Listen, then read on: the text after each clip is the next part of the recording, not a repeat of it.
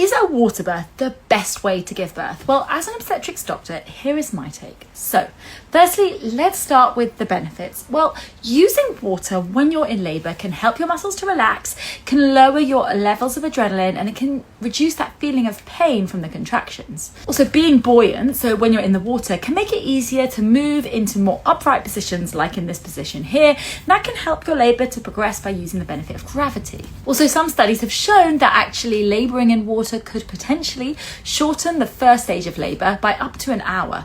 And many people report when they use water for their labour, they're less likely to need gas and air, they're less likely to need an epidural or other forms of pain relief. There are loads of choices. You can choose to use water in the early phase of your labour, either just when you're at home using your own bath, or you can get into the bath when you get to the hospital, labour in water and get out and deliver on land, so delivering on a normal bed, or you could choose to have your whole labour in water.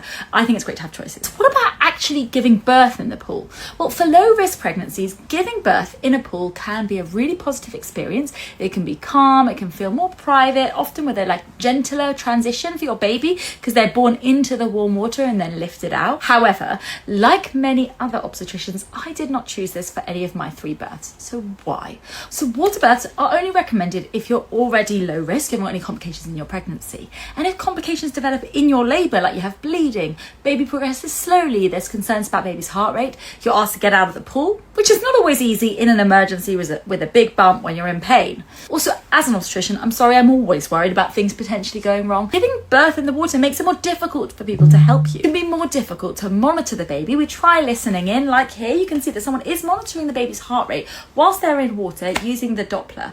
However, it can be more difficult. You're moving around, the water is there, it can interfere with the signal. Giving birth in water can make it less likely that you might have an episiotomy, but I think that's also because it's more difficult to give you an episiotomy. I worry that sitting in the water for long periods of time can make it more likely that the tissues might potentially tear.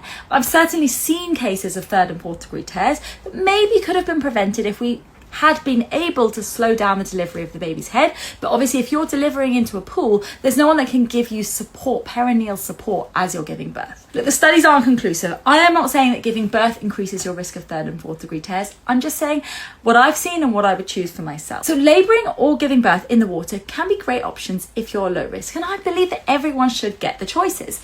But it's important that you should plan ahead, check the availability in your unit, also check that it's suitable for you. Make sure that you're happy with what would happen if you had to get out of the pool as well. So, did you have a water birth? Let me know your experience.